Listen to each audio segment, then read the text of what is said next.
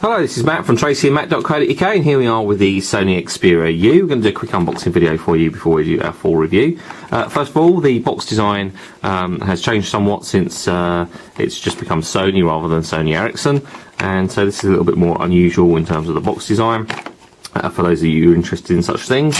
The back opens up, and then we have the handset in the middle, so I'll come back to that in just a second, and a bit of packaging around that. Battery underneath, which is a lithium-ion 3.7 volt capacity. Doesn't appear to be listed there. Oh yes, it is. It's 1,290 milliamp hours.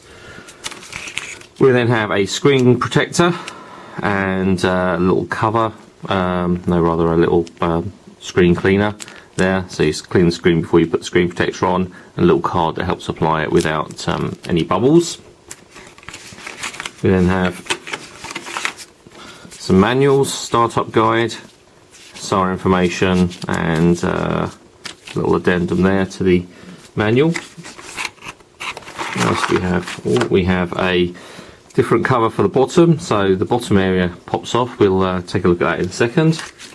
And then we have the SIM card adapter, so that we can go from micro to standard size SIM. It's just one of those little cover things. That's pretty cool. Really useful to have those, actually. That's about all in that part. And from the bottom, we then have a standard USB, micro USB sync charge cable. A set of headphones, which look kind of cheap and cheerful. Plasticky sort of headphones. I guess most people it's actually a headset because it's got an inline microphone. I think most people kind of just disregard those and use their own. And then we have the Sony Green Heart style USB charger, so USB socket on one side. Obviously this is UK 3-pin plug. Pops out like that. It's really useful design, actually, keeps things nice and small. So that's everything from the box. Back to the handset. I'll slide it out of the case. What the heck? That's one side. So I'm going to have to peel this protector off the front because it's got writing on it.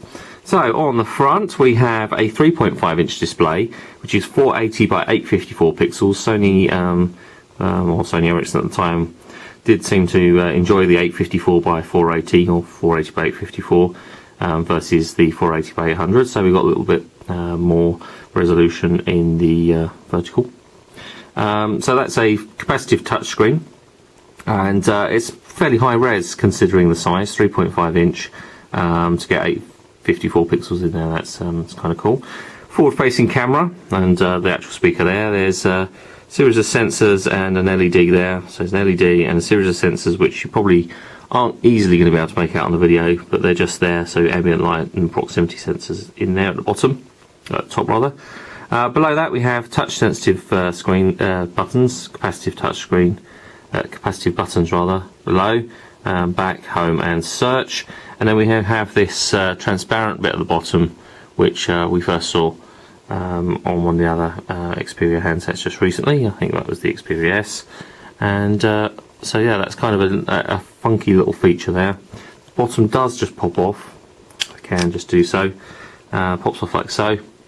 And we can, if we want to, apply the pink bottom cover, if we wanted to do so, which I'm going to do there, just to make it a bit different.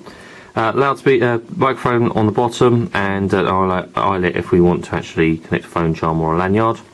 I'm going to start down the left-hand side. We have the micro USB sync charge connector. Bottom we've already taken care of. Dedicated camera button. There's an up and down control there, which is presumably for volume control, and then the power button on the side. And then on top have another hole, which I think is a secondary microphone, and then a 3.5mm headset connector. That's for 4-pole thing there, so we can use headphones or a wired headset.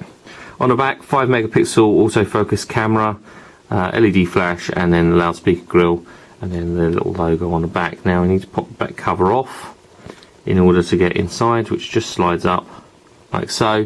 What's kind of interesting about the way that's working is the buttons are still on the outside, of case. I just pick up on the actual switches in the inside. So there we go. Let's pop the battery in place. SIM card goes. Don't know. Where's the space for this? I'll see. It's just on the side here. So SIM goes just in here. Full size SIM card. Hence the SIM card adapter, but it slides in the side. Battery pops in here. You'll notice an absence of a memory card slot. There isn't one on this handset. So you are stuck with the built-in memory, which I suppose isn't bad at 8 gig. So, but you are limited to that 8 gig storage capacity. Let's pop that back cover back on properly.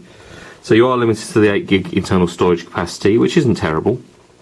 But anybody who wants to store an awful lot of music might find it a little bit limiting. While it powers up, let me run down the rest of the spec. Quad band for GSM, tri-band for HSDPA. It'll work most places. Size 112mm from top to bottom, 54mm wide, and at the thickest point it's 12mm thick. Weighs 110 grams, which feels quite weighty actually, but I think it's because it's one of those sort of things where it's a fairly compact handset. You can see the bottom lit up there, which is kind of cool. I think it's because it's quite a compact handset. It does feel a bit weighty, but it is only 110 grams. Touchscreen controls we've already mentioned. It's an LED backlit display, 480 by 854 pixels. The processor is a dual-core 1 GHz processor. We'll see what that's like in a moment. We'll run a little benchmark. As I mentioned, 8 gig of internal memory or internal ROM, and 512 meg of RAM. We've got Sony 3D surround audio technology built in as well. 5 megapixel autofocus camera, which supports 720p video recording, not 1080, unfortunately.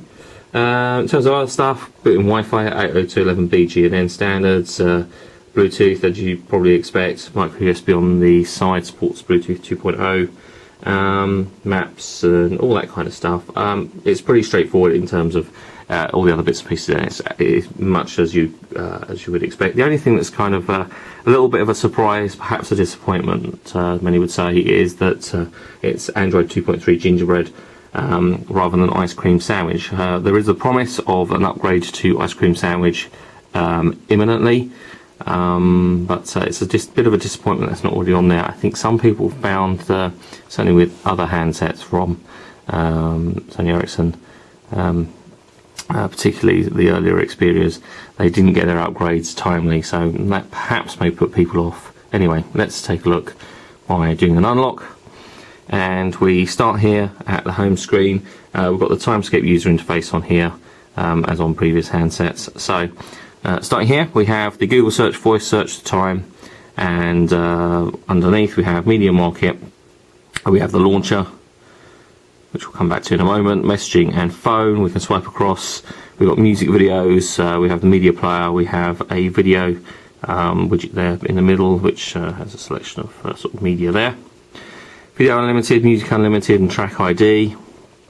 And swiping back the other direction, we have friends and Timescape, and then we have weather.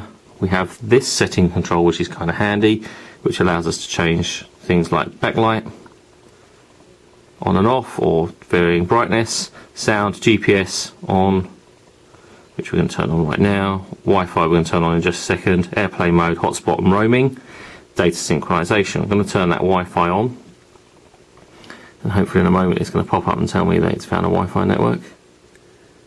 Not so much. Okay, I guess we'll do it the other way. Anyway, you got the recommender at the bottom and help, and then we'll just pop back to the main screen. So if I go and press the home button in the bottom, it would also bring us back here. And sorry, it's the menu button I'm looking for. Settings.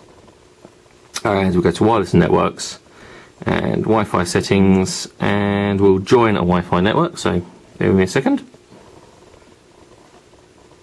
Oh, before I do that, a quick look at the keyboard in the portrait mode. So pretty straightforward QWERTY keyboard. Okay, we're going to obtain an IP address and hopefully get connected up pretty quickly.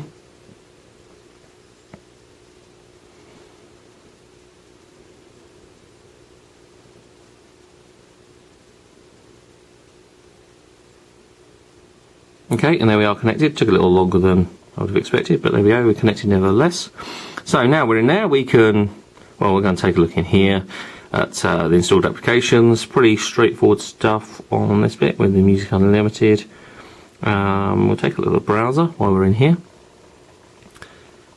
and rather than going to the Sony mobile site, we're going to go to our site and see how that looks.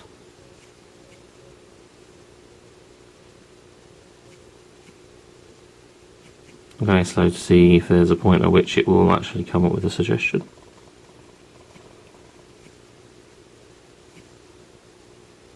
There we go.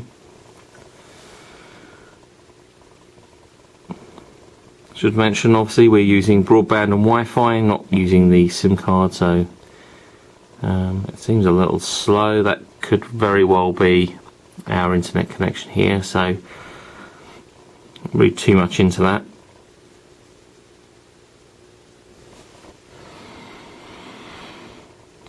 And eventually we get that to load. That looks quite nice on that display, and even with that resolution we can actually read even the small text. So we can turn the display round and we can view the page in landscape orientation and scroll through, double tapping to zoom in and double tapping again to zoom back out. 2-finger zooming supported.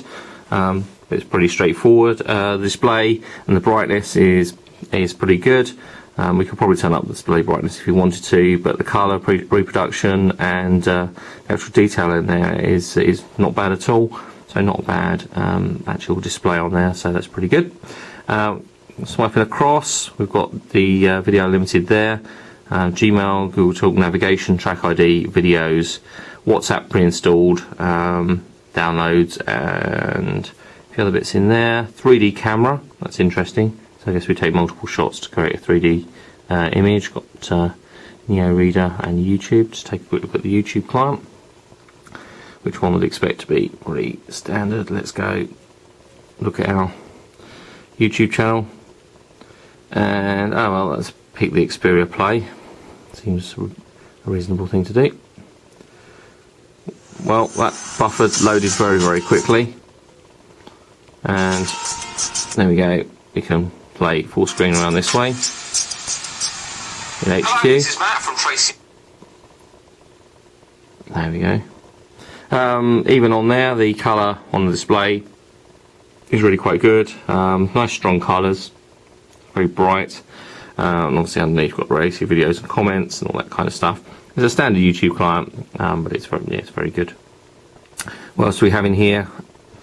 We also have the Office Suite, Astro, which is a file browser, Clock, Liveware Manager, Play Now, Books, Timer, and so on. We go back home and just take a look in the settings menu. We popped in there a moment ago, but let's take a full look. So we've got the Xperia stuff in here, connectivity, internet settings, usage info, and that kind of stuff. And we've got call settings, cloud display, brightness, which is actually set to automatic, so turn the automatic off, and we are at maximum brightness as it happens. Themes and timeout and so on. Location and security, applications, account sync, privacy, accessibility, and so on. About a phone, we'll just have a quick look at. And as you can see in there, Android 2.3.7 and various other bits of information can be seen there. I'm going to pop into Android Market and we'll add an account and sign in. Wait for that to sign in, shouldn't take too long. And there we go.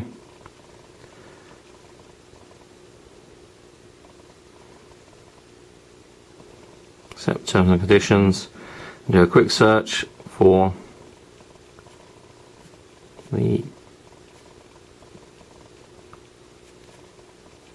quadrant. There we go, which is the little benchmark tool that we use. So click install, accept to download, and that's coming down. A little notification at the top. There we go. It shows that it's downloaded and installing. If we bring down the notifications there, we can see it says successfully installed. If I tap on that, and we're going to run full benchmark. This just gives us a quick indication of the speed of the handset, and just give us a little score at the end.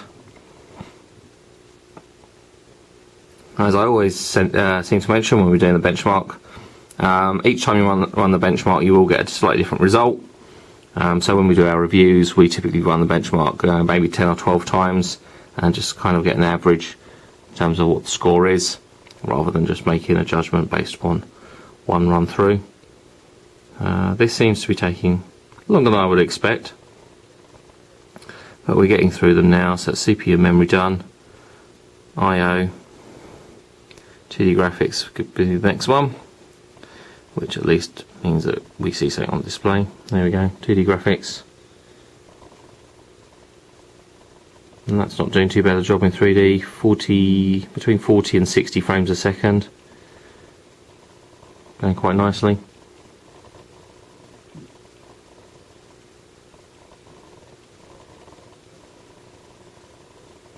And then we have planets there, again between 40 and 60 frames a second, and our DNA strands 34 frames a second, as you can see there. So we get our results.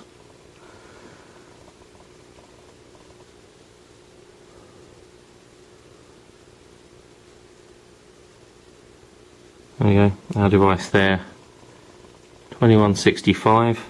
Not bad. A bit faster than the Desire HD, a bit slower than the Optimus 2X. One would expect that perhaps when we have Ice Cream Sandwich on there, we'll see a bit more of an optimal performance. Dual core 1 GHz, I would have expected that to be a little faster, but then there is pretty strong competition in the rest of that graph, so perhaps that's to be expected.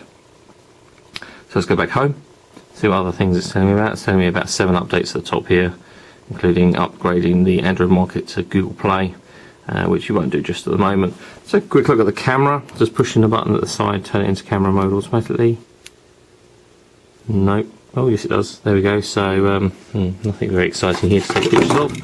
Let's just take a photo of the box and press the button. Pretty quick snap, not bad. We've got the settings at the side, so normal, 3D, sweep, angle, multiple, and some other bits in there. Different scene modes. The